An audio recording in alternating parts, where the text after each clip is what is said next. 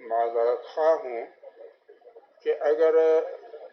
میری گفتگو کسی کی طبیعت پہ گراں گزرے یا اس کی خدا نخواستہ کسی قسم کی دل آزاری ہو تو اس کے لیے میں ابتدا ہی میں معذرت خواہ ہوں۔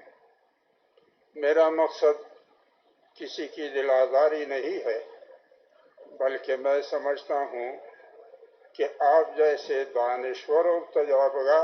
تجربہ کار حضرات کے سامنے اگر میں اپنی گزارشات رکھ لوں، اگر مجھے ان کے فہم میں سہو و خطا ہوئی ہے تو آپ اصلاح فرمائیں گے، اور اگر میں صحیح ہوں تو قوم کے آگاہی کا حق اور میرا رہبری کا فریضہ ادا ہو جائے گا۔ اس وسیع البنیاد مجلس مشاورت کے موضوعات میں سے نمایاں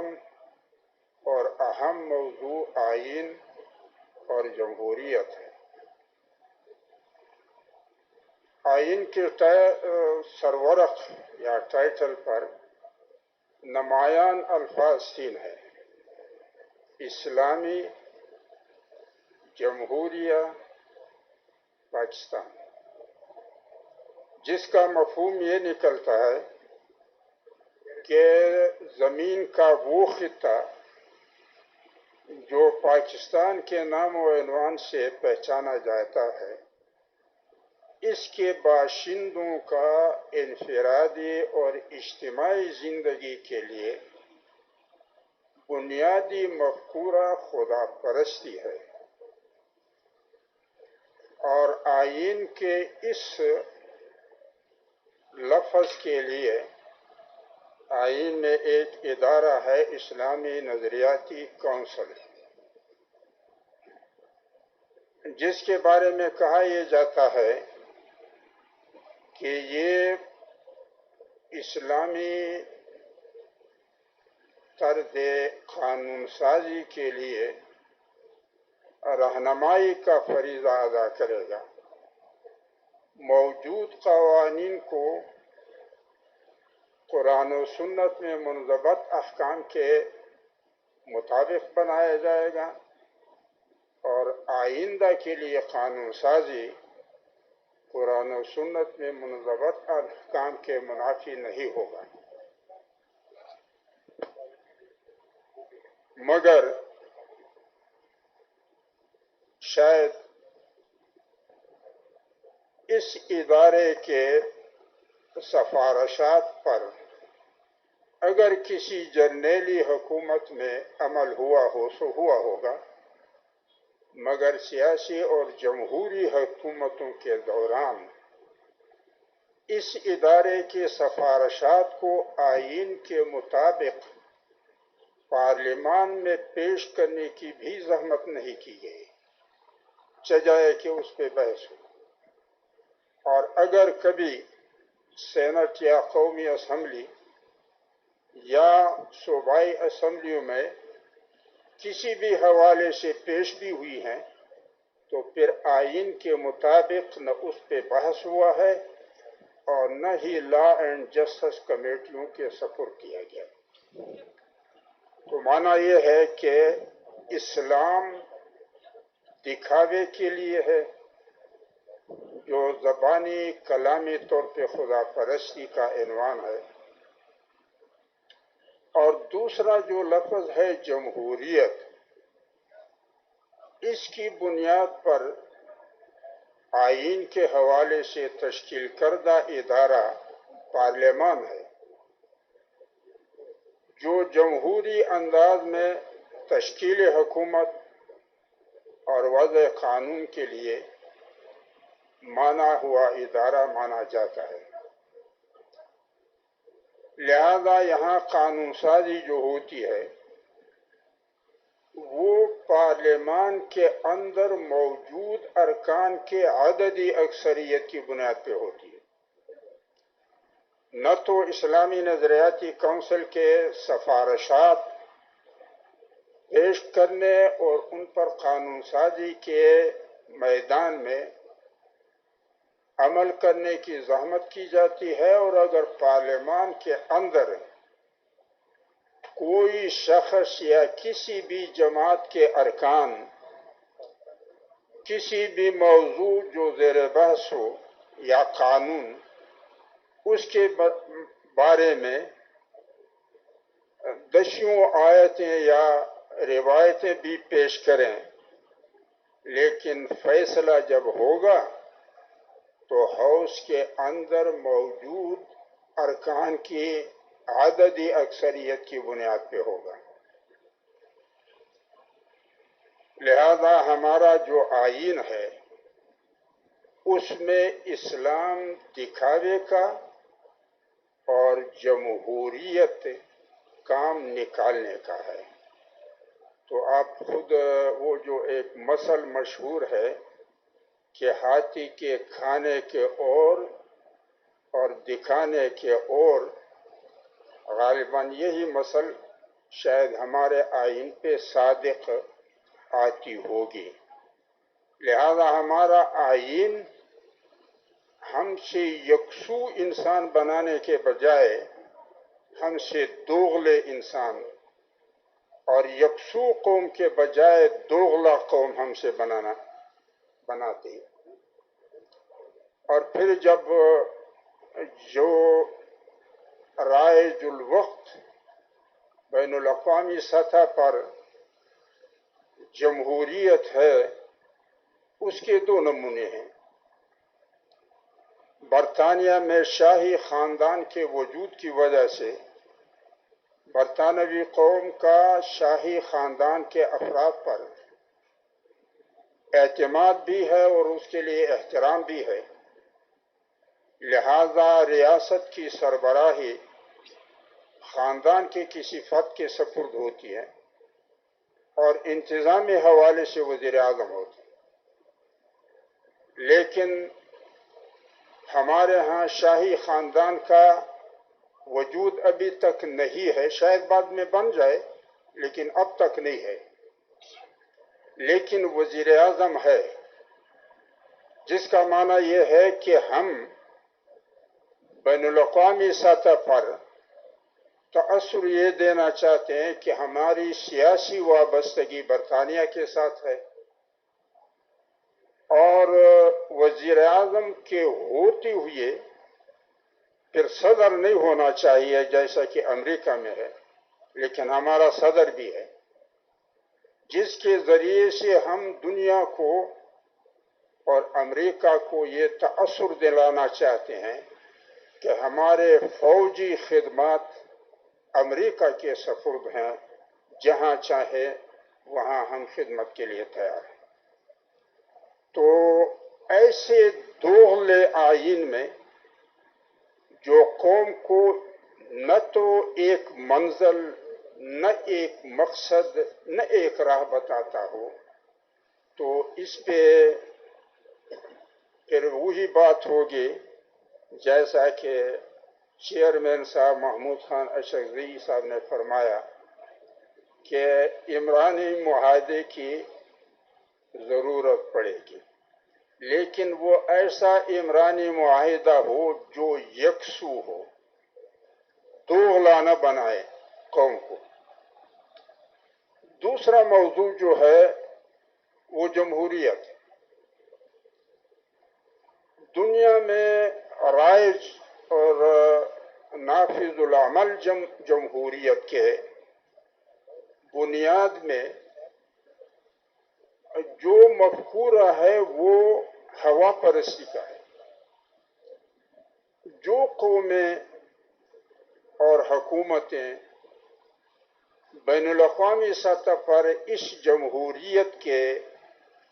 علمبردار اور نگران ہیں، ان کے نظر میں سیاست اور حکومت کے میدان میں اللہ کا وجود نہیں ہے۔ لہذا اس جمہوریت کے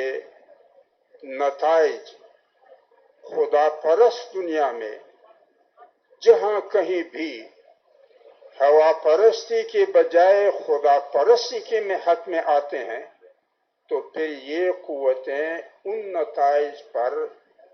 پورے طور پہ پانی پھیر دیتے ہیں، جیسا کہ ماضی کے حالات سے آپ کے سامنے بھی ہیں اور آپ آگاہ بھی ہیں۔ اور دوسری بات یہ کہ خدا پرست دنیا، جس کو ہم مسلم دنیا کہتے ہیں اور یا امت مسلمہ کہتے ہیں، یہ مفتوح دنیا ہے، مفتوح امت ہے، یہ فاتح دنیا نہیں ہے اور فاتح امت نہیں ہے۔ لہذا یہ محکوم دنیا ہے، محکوم امت ہے، حاکم نہیں ہے۔ اور یہ آزاد امت اور آزاد دنیا نہیں ہے، بلکہ مجبور دنیا ہے اور مسخر دنیا ہے۔ لہذا خدا پرست دنیا میں جہاں کہیں بھی اگر الیکشن اور جمہوریت کے نتائج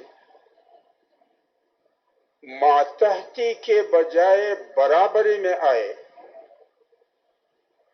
تو پھر جو آقا حاکم ہے یا جو فاتح قوم اور جس کے حصے میں کوئی ایک خطہ آیا ہوا ہے، تو وہ پھر اس برابری کے نتائج کو قبول نہیں کرتا یا اس پہ بھی پانی پھیر دیتا ہے۔ تو لہذا آئین ہو یا جمہوریت، خدا پرست دنیا میں یا بالفاظ دیگر مسلم دنیا اور مسلم امہ میں انسانی یکسوئی کے بجائے حیوانی دوغلے پن کو فروغ دیتا ہے۔ اور آپ کو بخوبی علم ہے کہ جب قوموں کی اجتماعی خصلت دوغلے پن کی ہو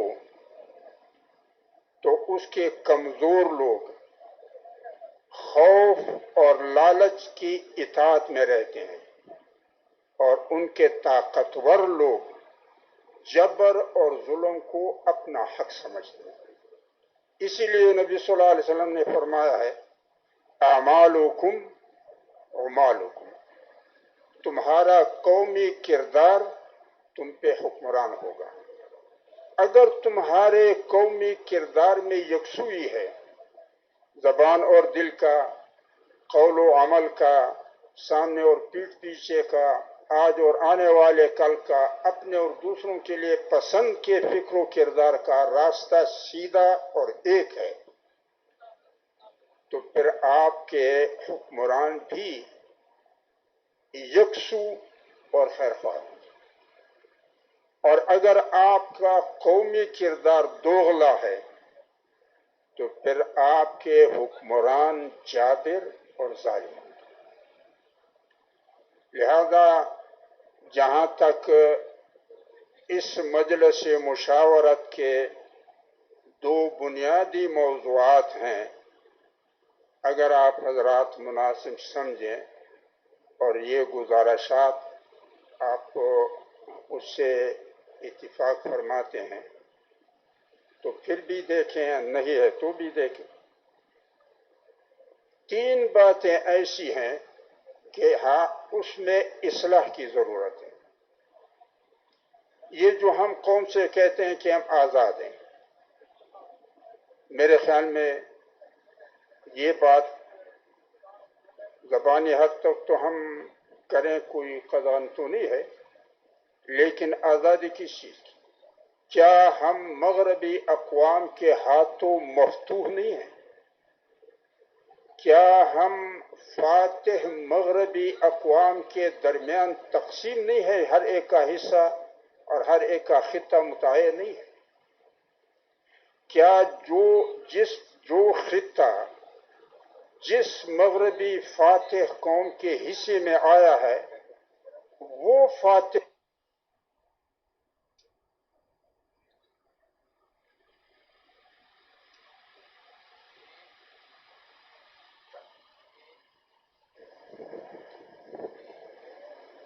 ہمیں چاہیے کہ ہم قوم کو یہ نوید سنانے کے بجائے کہ ہم آزاد ہیں، اگر ہم اس کو حقیقی صورتحال سے آگاہ کریں تو حقائق کے تسلیم سے مستقبل کے راستے کھل جاتے ہیں۔ جذبات، خواہشات اور حس کی بنیاد پہ فیصلے حیوانوں کے ہوتے ہیں، انسانوں کے فیصلے بصیرت، علم کی روشنی اور دلائل کی رہنمائی میں ہوتی ہیں۔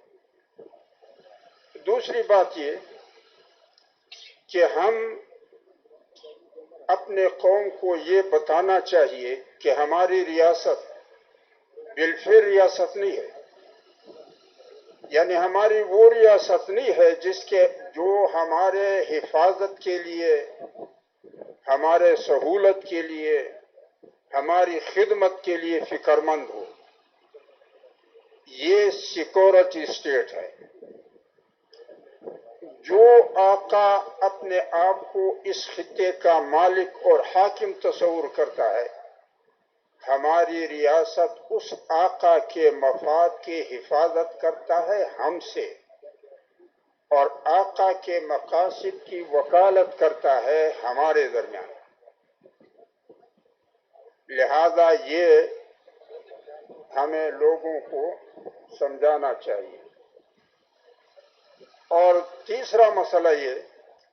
کہ ہمارا جو اسٹیبلشمنٹ ہے، ادارے کے حوالے سے یہ ہمارا نہیں ہے، یہ بین الاقوامی اسٹیبلشمنٹ کا ذیلی ادارہ ہے۔ 17ویں صدی کے بعد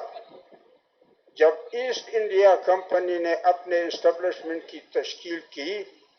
تو 1857 کی جنگ کے بعد ایسٹ انڈیا کمپنی کے اسی اسٹیبلشمنٹ کو انگریز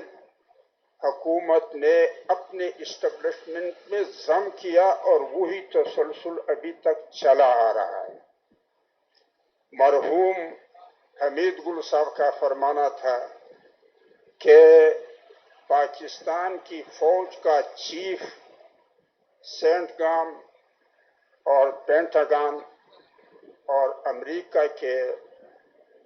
مشاورت اور اجازت سے اس عہدے پر تقرری کی جاتی ہے۔ لہذا ہمیں قوم کو یہ بتانا چاہیے کہ یہ اسٹیبلشمنٹ ادارے کے حوالے سے ہمارا نہیں ہے، اس سے کبھی بھی خیر کی توقع نہیں رکھنی چاہیے، البتہ اس کے شر سے پناہ مانگنا چاہیے، البتہ اس کے افراد ہمارے اپنے ہیں۔ لہذا اگر ہم من حیث القول سنجیدگی سے کام لیں گے تو پھر ہمارے اور اسٹیبلشمنٹ کے تصادم سے ہمارے غلامی کی زنجیریں ٹوٹیں گی نہیں بلکہ مستحکم ہوں۔ ہمیں ایک ایسے انداز پہ سوچنا چاہیے کہ ہم گھر کے اندر ایک دوسرے کے مخاصم بن کر اور دست و گریبان ہونے کے بجائے اس سے ہماری غلامی مستحکم ہوگی، آزادی کے راستے نہیں کھلیں گے۔ تو ہمیں چاہیے یہ کہ ہم ادارے کی مجبوریوں کو سامنے رکھیں، لیکن ادارے کے افراد جو ہمارے اپنے ہیں وہ اپنی صلاحیتوں کو اور اپنے جو قومی حیثیت سے وہ اپنے صلاحیتوں کو ہمارے ساتھ اور اپنی ہمدردی کو ہمارے ساتھ شریک کریں، تاکہ ان کے اداراتی مجبوری اور پھر ہماری ضرورت اور ان کی ہمدردی اور صلاحیت سب کچھ سامنے رکھ کر ایک راہ من حیث القوم ہم اپنے لیے نکال سکیں۔ دنیا وہ دنیا نہیں ہے جو 15ویں صدی میں شہروں کی دنیا ہوا کرتی تھی، آج کی دنیا، پوری دنیا ایک شہر ہے، اور تسبیح کے دانوں میں سے ایک دانہ ہلے گا تو پورا جو ہار ہے وہ ہل جائے گا۔ لہذا ہمیں حقائق کو پس پش نہیں ڈالنا چاہیے۔ تو میں سمجھتا ہوں کہ 2 مسائل فوری حل طلب ہیں۔ عمران خان صاحب اور عاصم منیر صاحب کی جو ذاتی چپقلش ہے، ایک دفعہ محمد علی دورانی صاحب اور بیرسٹر سیف صاحب تشریف لائے تو میں نے ان کو بھی یہ کہا کہ آپ پہلے مرحلے میں ان دونوں کی جو ذاتی رقابت کی باتیں ہیں ان کے لیے کوئی حل نکالیں، بعد میں پھر سیاسی معاملات پہ دیکھیں گے۔ تو اب بھی میں سمجھتا ہوں کہ اتنی وسیع البنیاد مشاورت میں شاید وہ بات ہم نہ کر سکیں۔ اگر مختصر اور چیدہ لوگ جو ہر تنظیم کے سربراہ شمار ہوتے ہیں، اگر ایک مختصر سے مجلس میں ہم ان حالات کو جذبات، خواہشات سے ہٹ کر دلائل، بصیرت، علم اور حقیقت پسندی کی بنیاد پہ چاند پٹک کر، تو میں سمجھتا ہوں کہ ہم اتنے گئے گزرے بھی نہیں ہے کہ حالات میں کوئی راستہ نہ نکال سکیں۔ اور دوسرا جو مسئلہ ہے وہ عمران صاحب کا یا پی ٹی آئی کا اسٹیبلشمنٹ کے ساتھ سیاسی مسئلہ ہے۔ محترم اسد قیصر صاحب نے بنیگارہ میں جو پہلی دفعہ ہماری نشست کروائی تھی، تو اس نشست میں میں نے خان صاحب کی خدمت میں گزارش کی کہ آپ کی یہ باتیں معقول ہی صحیح کہ غلامی قبول نہیں ہے، بے جا مخاصمت مقصود نہیں ہے، جنگ نہ خود پسند کرتے ہیں نہ دوسروں کی جنگ کا اعلی کار بنتے ہیں، بات معقول ہے، لیکن پاکستان کا محل موزون نہیں ہے۔ پاکستان کا قوم اس قابل ابھی نہیں ہے، اور پھر دنیا میں جو جاری خون ریزی ہے یہ آسمانی آفت نہیں ہے، مستبد قوتوں کی سیاسی ضرورت ہے بالادست رہنے کے لیے، اور معاشی مال بٹورنے والوں کا یہ ڈالر بٹورنے کا وسیلہ ہے۔ تو اگر آپ کے اس موقف سے جو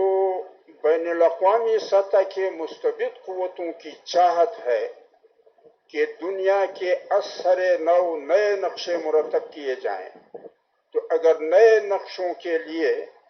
پاکستان کی سرزمین بھی اسی مقصد میں معاون ثابت ہو تو پھر تو ہمارا فائدہ نہیں ہوا۔ تو اس لیے میں سمجھتا ہوں کہ ایک مختصر اور سنجیدہ ساتھیوں کی ایک نشست اگر حضرات مناسب سمجھیں، تاکہ ہم جو فوری ضرورت ہے 2 اشخاص کے باہمی رقابت کے حل کا یا عمران اور پی ٹی آئی کے اسٹیبلشمنٹ کے ساتھ سیاسی حل کا، اس پہ غور کریں۔ اور دوسری بات یہ ہے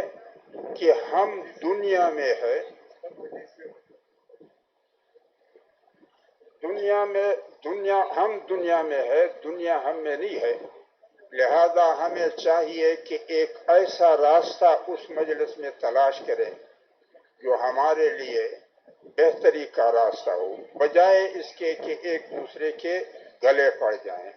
اور پھر قوم کو اصلی حقیقت سے آگاہ کریں اور خیالات کے بھول بھلیوں میں ان کو نہ چلائیں۔ اگر کوئی ایسی بات